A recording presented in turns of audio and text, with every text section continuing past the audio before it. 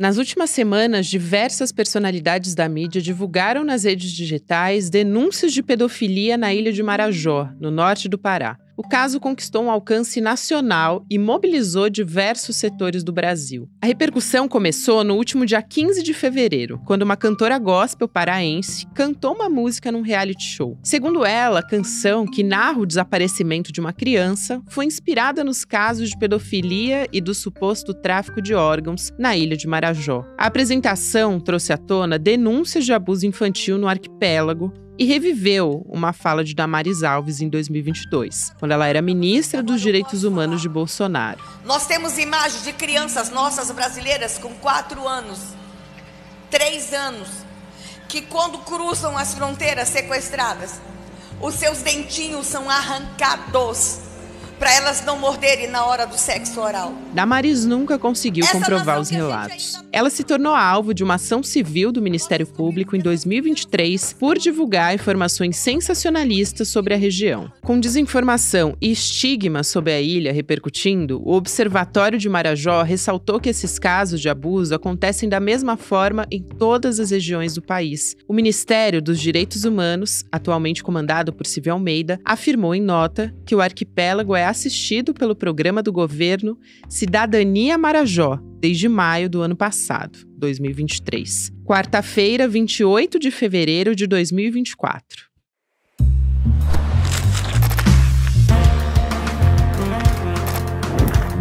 Sou a Gabriela Varela, esse é o podcast Indetalis, e aqui mais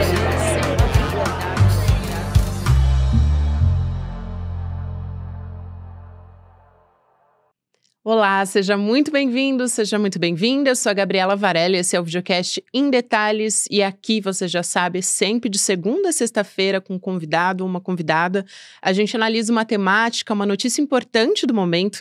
Dessa vez a gente vai falar sobre exploração sexual infantil, que é um assunto importantíssimo e que está sendo utilizado como uma ferramenta de uma guerra cultural e política também. Eu vou conversar com a Luciana Temer, que é advogada e também presidente do Instituto Liberta. Luciana, é um prazer conversar contigo mais uma vez. Obrigada por aceitar nosso convite. Seja muito bem-vinda aqui ao Em Detalhes. Eu é que agradeço, Gabriela. É um prazer poder conversar com você de novo.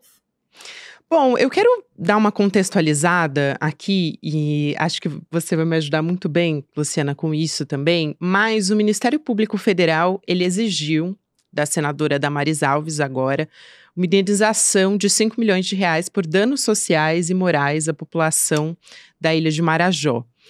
No período eleitoral, para quem não se lembra, em 2022, ela fez alegações sobre práticas de mutilação e tortura também de crianças, além de abuso sexual nessa região, só que ela nunca comprovou, e aí o MPF exigiu agora essa retratação. Inclusive, a Damares, ela investia num programa na ilha, a gente vai falar sobre isso também, que foi denunciado, chegou a ser denunciado na imprensa por conflito de interesses, por ser uma ação entre pastores, agronegócio, amigos da ex-ministra também, e que, segundo as entidades na região, não tinha uma ação efetiva e se resumia em entrega de cestas básicas. Bom, nesses últimos tempos, essa história voltou à tona, foi parar numa música evangélica, esse vídeo foi muito compartilhado nas redes sociais, inclusive de influenciadores, atores e tudo mais.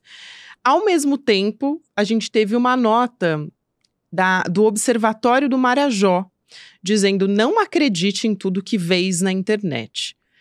Então, vamos partir desse ponto, porque o assunto é bastante complexo. Por que esse alerta do Observatório? Qual é a realidade na ilha de Marajó hoje? Porque você, inclusive, já esteve lá e pode contar essa experiência pra gente. E por que isso tudo virou uma guerra cultural e política? Bom, Gabriela, a gente vai precisar de um tempo aqui para conversar, né? Porque essa questão, de fato, ela é muito complexa. O que de fato acontece no Marajó? Exploração sexual de crianças e adolescentes? Sim, existe no Marajó. O conhecido abuso, que na verdade é o estupro de crianças, sim, acontece no Marajó. Só acontece no Marajó? Não. Acontece no Brasil inteiro. Temos mais de 4 menores de 13 anos estuprados por hora no país. A gente não está falando do Marajó. A gente está falando do país, do Brasil. A questão é, esta estigmatização de uma região é muito ruim de duas maneiras diferentes. É muito ruim para o Marajó e os marajoaras, não é? Porque ficam marcados como uma população que explora crianças, que violenta crianças. E é muito ruim para a causa de enfrentamento à violência sexual contra crianças e adolescentes. Porque, na verdade, dá para o sujeito que mora em São Paulo, Belo Horizonte, Rio de Janeiro, a sensação de que, bom, esse problema é muito triste, né? E ele deixa de olhar para o fato de que essas situações todas, tanto de abuso quanto de exploração sexual, estão muito perto.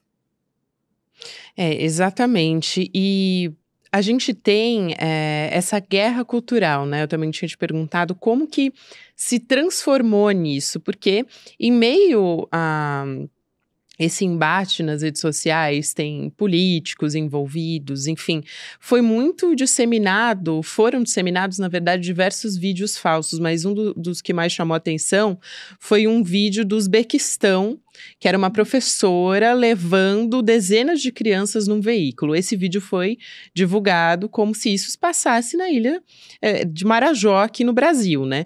E aí, inclusive, deputado federal, o Carlos Jordi, do PL, foi um dos que compartilharam, né, esse vídeo. Ele é investigado no inquérito, inclusive, por financiar e organizar os atos do 8 de janeiro. Teve também aquela música de uma cantora gospel que foi muito compartilhada por diversos artistas e influenciadores fazendo uma denúncia novamente. E aí o governo federal teve que reagir, né? Ele publicou uma nota, um alerta, publicou um vídeo também alertando para fake news, para desmentir desinformação, inclusive de que programas sociais não estavam sendo feitos, que estavam sendo cancelados no Marajó. Eles tiveram que dizer, olha, não é nada disso, na verdade a gente tem programas sociais voltados para lá, enfim. E aí, né, qual que é o risco justamente ao que você já citou dessa propagação de fake news sobre exploração sexual infantil, que é tão sério? A AGU, inclusive, vai investigar essas redes de desinformação e acho que é um resultado imediato do que está sendo produzido. E por que esses casos estão surgindo nesse momento, né? Aí é uma análise política que eu não sei se eu tenho toda essa competência para fazer, né? Francamente, porque, veja, a Damares, há algum tempo atrás, na época, ela fez uma fala pela qual ela, inclusive, foi processada pelo Ministério Público, não é? Porque foi uma fala absolutamente aterrorizante e ficcional, né? Uhum. Eu me lembro, viu, Gabi, que quando ela fez aquela fala de que as crianças no Marajó tinham os dentes arrancados para fazer sexo oral, eu falei, o que é isso, né? Eu estive no Marajó, nunca ouvi falar disso, mas eu sou muito cuidadosa, sabe?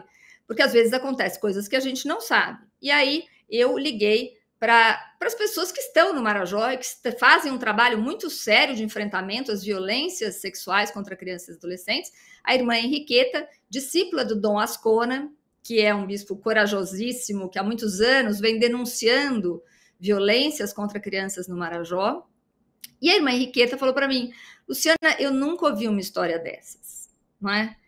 E aí eu tive certeza de que realmente era uma invenção, uma lógica de botar um bem contra o mal, como se... E veja só, Gabi, o perigo disso tudo. Quando ela faz uma fala dessa, de que pessoas estão sequestrando crianças, você tira quase a responsabilidade da sociedade como um todo, não é? Porque você coloca aquilo como alguém maldoso, demoníaco, que sequestra crianças. É esta violência característica do Brasil. Não é esta violência contra a criança. A violência contra a criança ela é intrafamiliar, não é? Ela acontece em todos os espaços e, mais do que isso, retira de quem é a verdadeira responsabilidade, que é a sociedade como um todo, mas do Estado, da política pública. Porque, lógico, eu sempre digo, vulnerabilidade social, mas a ausência de Estado, e você tem espaços lá na Ilha do Marajó muito distantes, né, dos centros urbanos, então você tem realmente uma dificuldade que as políticas públicas cheguem até essas comunidades, você tem uma alta vulnerabilidade com ausência do Estado de políticas públicas, é lógico que as violências tendem a se agravar. Mas não é esta a única razão e não é este o único território onde essas violências acontecem. Acabou se fazendo uma guerra mesmo política, e que também é muito prejudicial, eu tenho que dizer isso, Gabi, porque quando as pessoas veem a fala da Damares, ou veem essa história da cantora gospel, e dizem, isso é tudo fake news? Não é verdade, não é tudo fake news. A violência sexual contra crianças e adolescentes no Brasil é gigante, isto não é uma fake news, não é? Exploração sexual de crianças no Marajó não é uma fake news.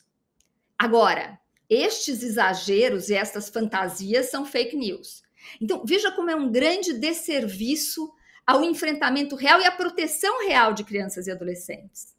Então, eu acho que a gente tem que tomar muito cuidado para não polarizar para o outro lado também, sabe? Quer dizer, tudo que se fala sobre isso é fake news? Não, não é verdade. Esta violência está lá e acontece. Esta violência não está só lá e não acontece deste jeito que alguns querem fazer crer. Você levantou pontos aqui tão importantes, eu fui anotando cada um deles para a gente tentar destrinchar. Acho que um importante é a diferenciação entre o abuso sexual e a exploração sexual, que é o que a gente está falando aqui. E eu acho que é fundamental fazer essa distinção também, né, Luciana? Vamos lá, o abuso, o que a sociedade chama de abuso, na verdade, é o estupro de vulnerável. Importa se há consentimento ou não há consentimento, né? A exploração sexual, que é conhecida popularmente como prostituição infantil, ela, na verdade, com adolescentes entre 14 e 18 anos, em troca de algo, que pode ser um saco de bolacha, como pode ser dinheiro, pode ser óleo diesel, não é? Como acontece ali nas embarcações do Marajó, muitas vezes. Então, só para os ouvintes, né, terem clareza, para quem estiver assistindo a gente, menor de 14 anos, não importa se a relação foi paga, não foi paga, é estupro, tá? É estupro pela nossa lei. 14 a 18, se houve alguma troca, é exploração sexual. O que acontece, não só no Marajó, mas em muitos espaços do Brasil, crianças muito pequenas já são exploradas sexualmente. Você sabe, Gabi, eu convido as pessoas a lerem um documento, inclusive está no site do Instituto Liberta, que é o relatório final de uma CPI que foi feita há alguns anos atrás, no Brasil inteiro, sobre exploração sexual de crianças e adolescentes, por senadoras e deputadas federais. Elas rodaram esse Brasil inteiro fazendo esta análise. Ele é um relatório já feito há algum tempo, fruto de uma CPI realizada há algum tempo, mas que ainda é muito atual. E aí você vê falas de meninas que dizem assim: quando eu era jovem, tinha meus 11, 12 anos, todo mundo me queria. Agora que eu tô velha, ninguém me quer mais. E essa menina tem 17 anos. Né? Então, a gente está falando de uma realidade de Brasil que é esta realidade, onde meninas muito novas e meninos também são explorados sexualmente. A realidade do Marajó é a realidade do Brasil. Vamos lá. A Polícia Rodoviária Federal, ela mapeou mais de 9 mil pontos de exploração sexual só nas rodovias federais. Então, vamos pegar um quadrinho aqui. Mais de 9 mil pontos só nas rodovias federais. Sabe quantas denúncias de exploração sexual o Brasil teve em 2022, segundo o Anuário Brasileiro de Segurança Pública? Imagino que muito 889. menos. Quero chamar a atenção para o seguinte: mais de 9 mil pontos só nas rodovias federais. Quando você vai para a região amazônica, quais são as estradas da região amazônica? São os rios. Então, quando você fala da exploração sexual no Marajó, no Tajapurus, e eu já fiz aquele trecho do Tajapurus, quando você vê isso, é a mesma coisa que você caminhar numa estrada. A comparação é a mesma. Agora, tem muita riqueza no Marajó, tem muita coisa linda no Marajó, e aí ficam estigmatizando o Marajó como se ele fosse um grande centro destruidor de crianças. Isto não é verdade, né? Tem problema? Essa é a preocupação, gigante. né? É com o estigma, não são as denúncias de exploração sexual, e que você está me contando que elas de fato existem. Inclusive, queria pedir um pouco para você contar um pouco da sua experiência, porque foi uma visita a trabalho e você tem uma experiência muito grande com o combate à exploração sexual infantil, então queria te ouvir sobre isso. Mas a preocupação com essas desinformações, com essa propagação de notícias falsas, é justamente com o estigma perante essa população, né, Luciana? Claro, claro.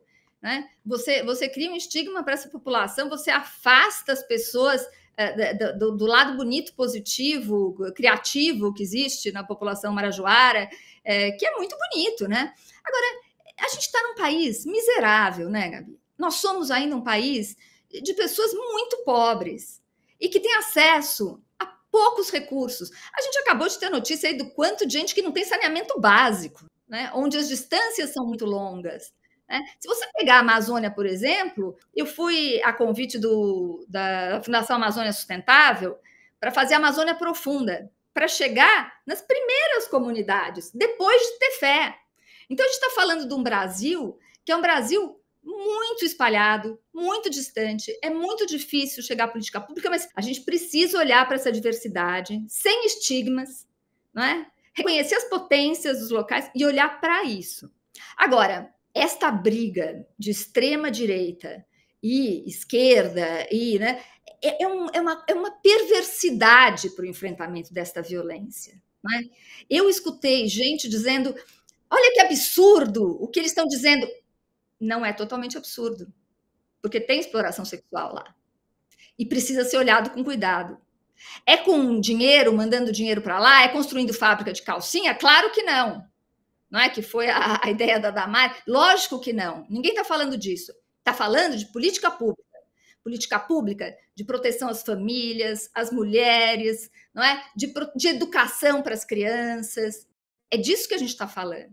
É de sustentação, do fortalecimento da rede de proteção, dos conselhos tutelares. É disso que a gente está falando. É isso que o Marajó precisa, assim como o Sertão precisa, não é? Assim como as rodovias federais precisam, ao longo das rodovias, assim como o centro de São Paulo, para enxergar exploração sexual infantil. Uhum. Então, é sobre isso. Isso, não está nos locais, né? As pessoas têm esse imaginário que está em locais muito afastados ou com um índice de pobreza muito grande. É verdade, isso está acontecendo no Marajó, mas não deixa de acontecer no centro das maiores capitais do Brasil. Então, isso que você fala é fundamental. Aí eu vou te perguntar como é que foi o seu trabalho, né?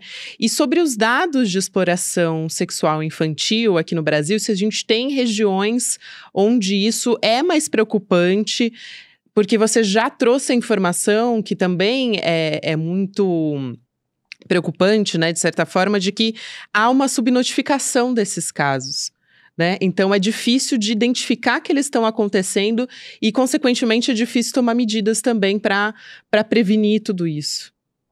Claro. Então vamos lá, vamos falar. Se eu não te respondi ainda da minha experiência lá no Marajó, né? Eu tive o Tajapurus, para quem não sabe, é um rio que corta ali a região do Marajó, e esta é a grande área de transporte, né?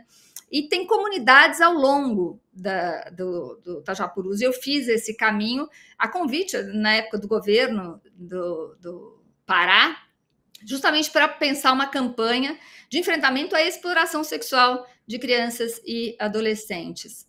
E de fato, é muito difícil denunciar e pegar situações de exploração sexual.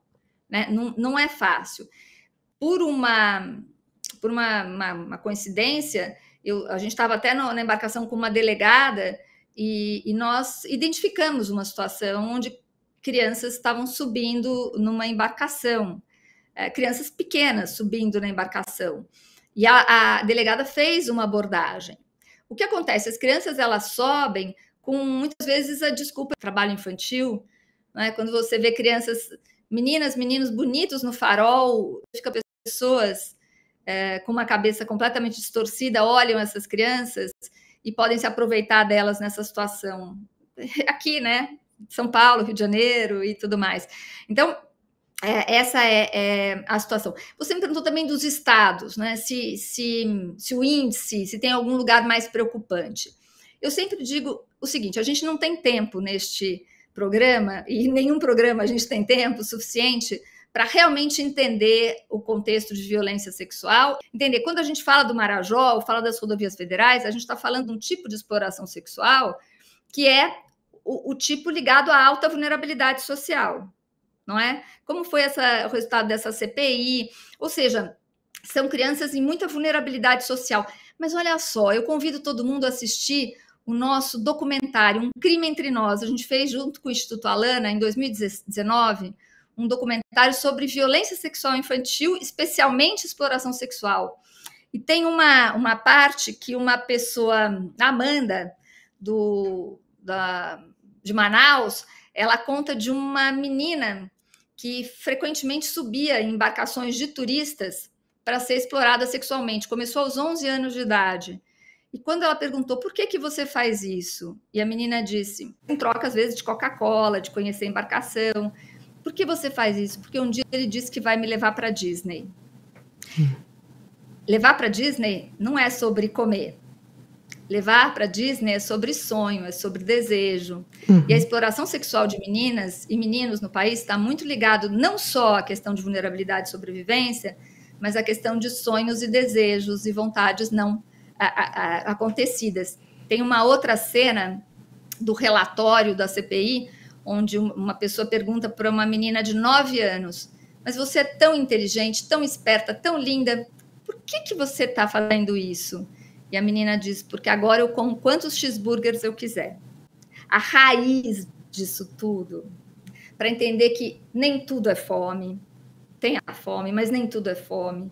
É muito mais amplo que isso. A gente está falando de uma cultura no país que permite que a gente explore crianças e adolescentes. E vou dar mais um dado aqui para você, Gabi, para encerrar minha fala aqui. Nós fizemos uma pesquisa com o Datafolha em 2018 para entender a questão da exploração sexual. Surpreendentemente, todo mundo, 100%, respondeu que sabia que pagar ou qualquer troca para ter relação sexual com menor de 18 anos era crime. Que sabiam ou que já tinham presenciado alguma situação de exploração sexual, só 28% denunciaram, Gabi. Por que só 28% denunciaram? Porque a verdade é que nós somos uma sociedade que culpabiliza a menina e o menino que está nesta situação. Sim. A gente acha que ele está lá porque ele quer.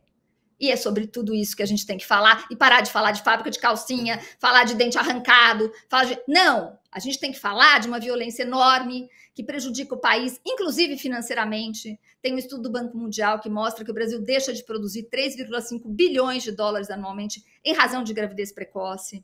Não é? Nós temos mais de 20 mil meninas grávidas todo ano com menos de 14 anos dando à luz no país. É sobre isso que a gente tem que falar. Nossa, essa sua fala foi importantíssima. Eu quero entrar aqui também, você falou sobre um recorte das vítimas, eu quero entrar um pouco mais nisso, mas antes você também citou o programa da Damares. E eu acho importante dizer, diversas reportagens foram publicadas nesse sentido. Em 2022, esse programa da Damares, né, que é o Abrace o Marajó, que foi criado por ela, como uma resposta, ela disse, né, a essa vulnerabilidade social na região, ele não gastou R$1 sequer em 2022 com o programa.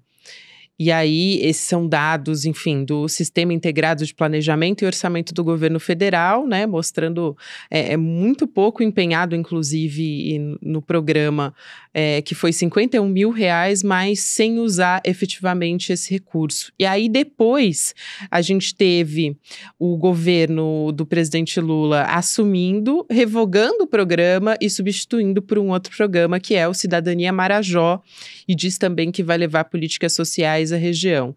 E aí eu pergunto se você acompanhou esse Abrace o Marajó, como é que você acompanhou isso? E agora, esse Cidadania Marajó, se ele está sendo feito da forma como deveria ser feito, né? Porque você está me falando de um problema que é macro aqui no país. Então, como é que estão os programas sociais para combater a exploração sexual no Brasil? Me parece que isso talvez seja mais importante do que uma ação específica, e não que não seja necessário, mas de combater nessa região especificamente, na Ilha do Marajó. Veja, eu não acompanhei de perto o Abraça Marajó, quer dizer, lógico, eu acompanhei pela imprensa, né, pelas organizações, com o pessoal que está lá, que estava lá, mas eu não acompanhei de perto. Eu sei que foi muito ineficaz, né? Tanto é que senão a gente teria uma outra situação, talvez lá hoje. Eu vou ser muito franca, Gabi. Eu acho que a gente está num momento onde essa violência está tão espalhada que você, o programa Abraça Marajó, por um outro programa, Cidadania Marajó, não quero fazer uma crítica, eu acho que tem algo a se olhar sobre esse programa. Espero que ele tenha alguma efetividade, ou uma efetividade maior do que teve o Abraça Marajó, mas ainda é uma estigmatização. Ainda é você pegar uma região do país e dizer, isto está aqui. E, de novo, eu acho que é uma visão míope. Não é? Vamos continuar o raciocínio para dizer o seguinte. Os locais têm especificidades. O Brasil é um continente. A exploração acontece no Marajó, acontece no interior de São Paulo de outro, acontece nas praias do Nordeste de outro. Não é? É preciso construir soluções efetivas para cada uma dessas regiões e as respostas são diferentes. Né? Acho que tem uma resposta comum, que é educação, que é suporte econômico. Sim, há especificidades, a gente tem que olhar para elas, fazer o diagnóstico de cada território e propor soluções. Mas não me parece que é isso que está sendo feito. O que está sendo feito, de novo, é um olhar sobre uma região específica que já está absolutamente estigmatizada. Então, a preocupação é com a região e é com dar uma resposta para umas falas sobre aquela região, ou é a gente olhar para o Brasil de verdade? Porque a gente não está olhando como se deve para a questão... E quando eu falo a gente, eu estou falando do governo federal também, tá? E seja o governo Bolsonaro, seja o governo Lula. Não importa. A gente nunca olhou com seriedade para essa temática, porque ela é invisível. A gente está tentando tirar este tema da invisibilidade. O dado que eu dou de mais de 4 crianças de menos de 13 anos estupradas por hora no país é um dado que apareceu pela primeira vez em 2019. Então, a gente está falando de uma coisa muito recente.